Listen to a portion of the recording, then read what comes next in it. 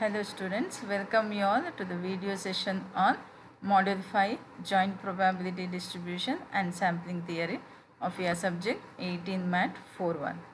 So in the last few video sessions on this Module 5, we have studied joint probability distribution and related problems. And also in one of the video session I have given you introduction about sampling theory. What is a population, what is meant by a sample, what is sampling distribution, and how do you test the significance of sample. So now we shall continue with the sampling theory.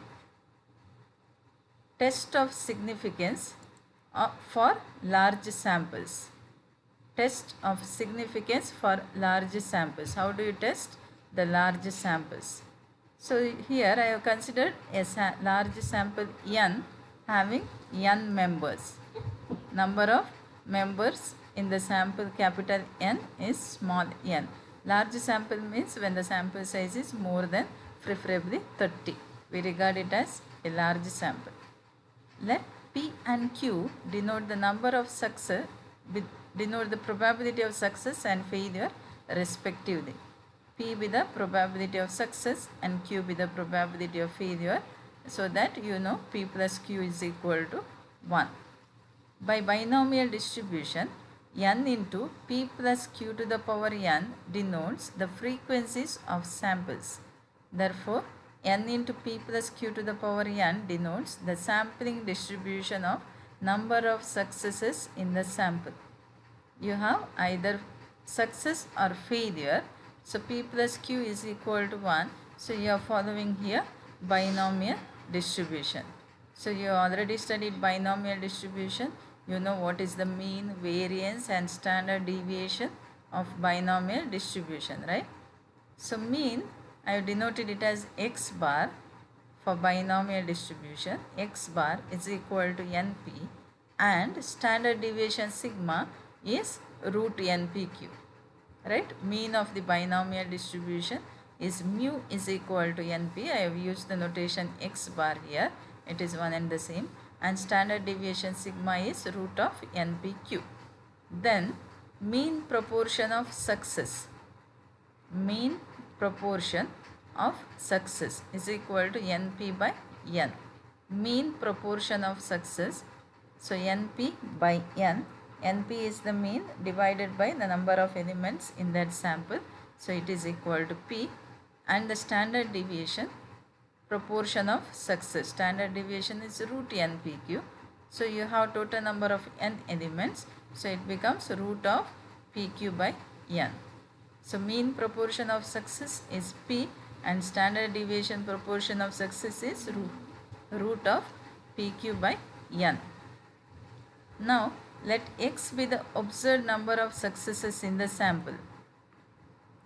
Observed number of successes in the sample n of size small n, let it be x. We are denoting it as x.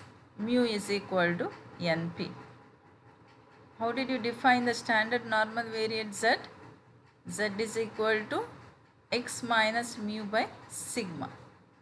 Right? The standard normal variate z is defined as z is equal to x minus mu by sigma. That is x is equal to x minus np divided by root of what is sigma? Npq. So z is given by x minus np by root of npq. So by using this z is equal to x minus np by npq, you calculate, substitute and simplify, get the value of z. Then depending on the value of z, you either reject or accept the hypothesis. So we have the following test of significance. Right? If z is less than 1.96, difference between the observed and expected number of success is not significant.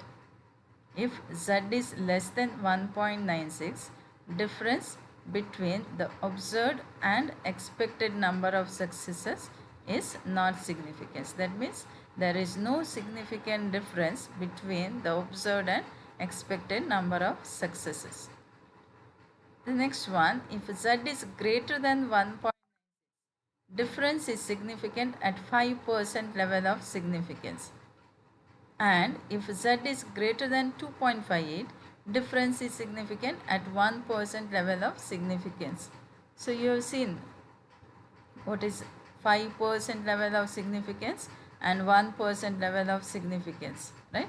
95% of the area under the normal curve lies between z is equal to minus 1.96 to z is equal to 1.96, right? Remaining 5% of the area lies between minus infinity to minus 1.96 and 1.96 to infinity.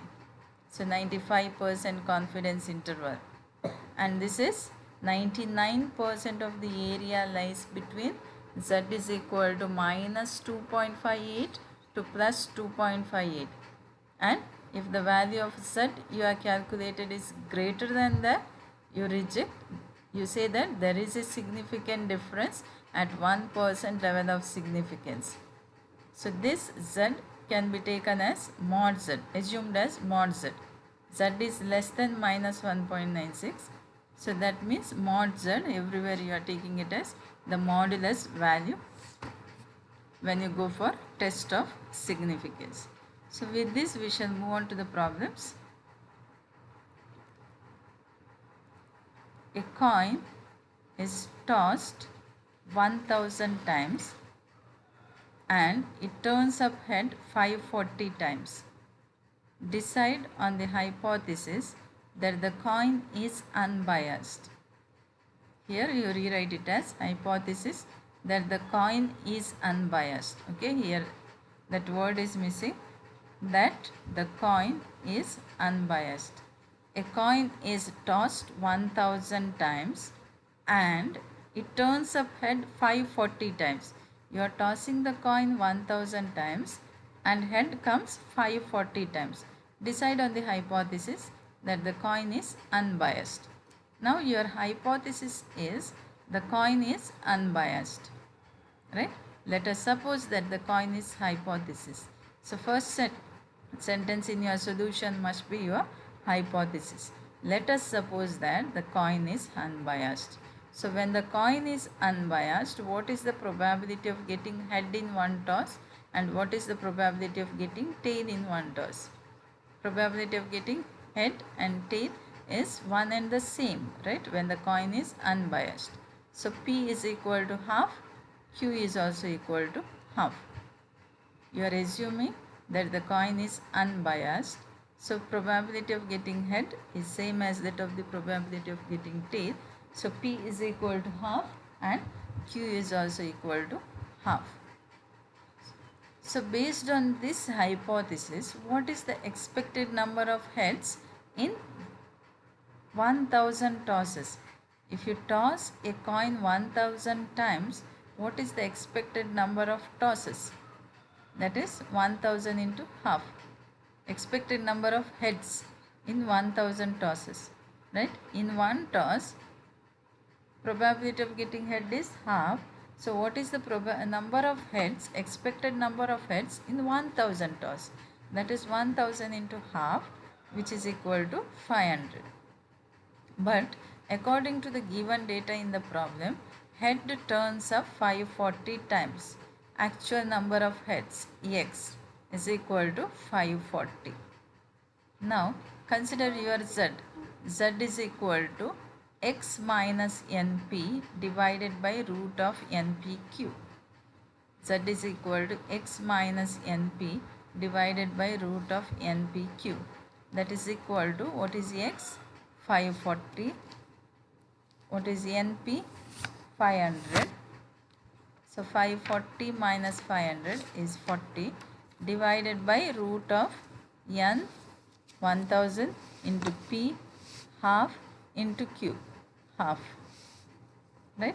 So 40 divided by root of 1000 into half into half. 1000 into half is 250. So 40 by root of 250. That is equal to 2.53. So Z, you get the value as 2.53, which is less than 2.58. So the value you have calculated of Z is equal to 2.53, which is less than 2.58. So it is less than 2.58. So what can you say? There is no significant difference. Go back and see. It is not greater than, okay, it is less than 2.58. So there is no significant difference between the observed and expected number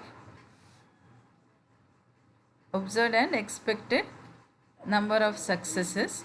So you can accept the hypothesis at 1% significance level.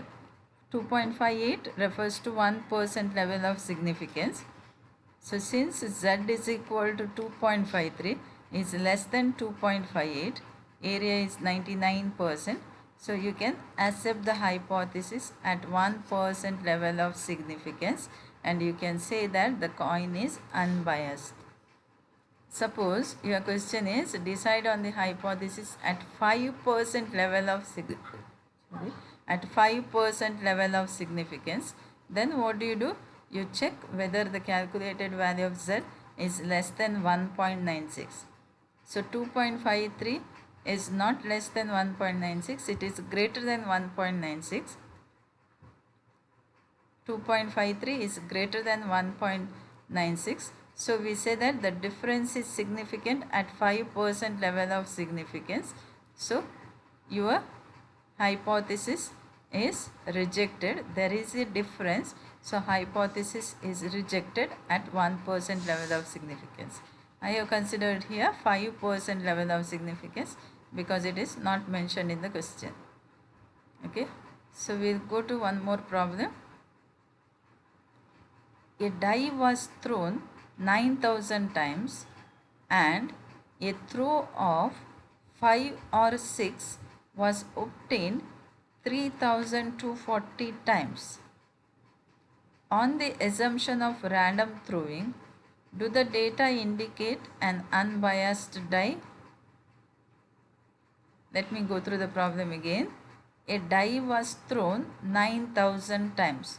You are throwing a die 9,000 times and a throw of 5 or 6, either 5 or 6, was obtained 3,240 times. That is, out of 9,000 times, 5 or 6 occurs 3,240 times. So on the assumption of random throwing, you are throwing the die randomly. Do the data indicate an unbiased die? So what is your assumption here? Your hypothesis is suppose the die is unbiased. Okay, you take the hypothesis as suppose the die is unbiased. Then suppose you are throwing a die once, what is the probability of getting a 5 or 6? If you are throwing once, what is the probability of getting 5 or 6? Probability of getting 5 or 6, in a die you have 1 to 6 numbers, right? So probability of getting 5 is 1 by 6. Probability of getting 6 is also 1 by 6. Usually if the die is unbiased. So the probability of getting 5 or 6, either 5 or 6, you are considering both, whichever occurs. So that is 1 by 3, right? So 1 by 6 plus 1 by 6, that is 1 by 3. That is probability of getting 5 plus probability of getting 6. Now, based on your assumption, what is the expected number of successes? The expected number of successes is 9,000 into your probability. 9,000 into 1 by 3, that is 3,000. But according to the problem, a throw of 5 or 6 was obtained 3,240. Observed value of successes, observed number of successes. You are taking this as success. Okay. Observed number of successes is 3,240. So hope you understood. Expected number of success is calculated based on our assumption, hypothesis. Observed number of successes is as given in the problem. So this is your x, this is your NP. Thus, observed value over expected value 3240 minus 3000. This can be calculated directly here also. Okay, and root NPQ also I have calculated here. Root NPQ, root of 9000 into 1 by 3 into 2 by 3.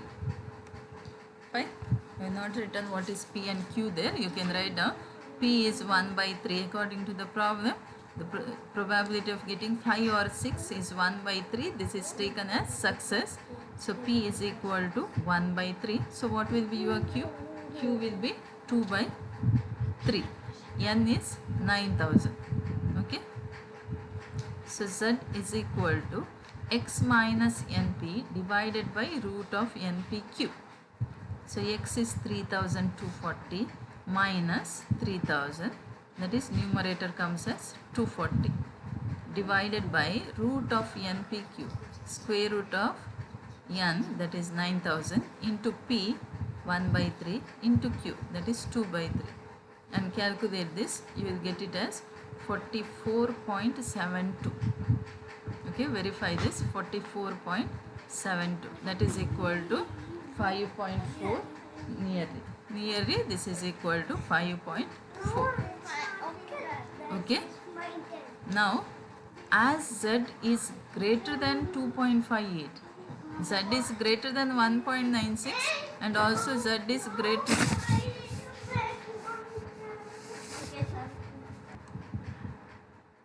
as Z is greater than 2.58, Z is also greater than 1.96 here. The hypothesis has to be rejected at 1% level of significance, and also it is rejected at 5% level of significance, right? You can check for both if you want, and we conclude that the die is biased. Z value is greater than 1.96. It is also greater than 2.58. So since it is greater than 2.58, the hypothesis has to be rejected at 1% level of significance, and we conclude that the die is biased. Since we are rejecting the hypothesis, we conclude that the die is biased. Okay. So you have one more example here, similar one.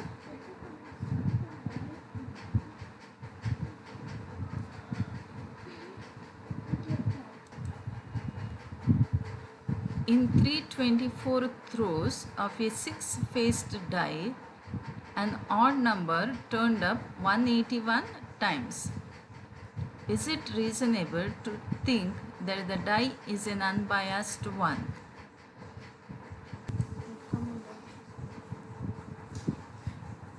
So see the problem. You have a 6-faced die. An odd number turned up 180 times.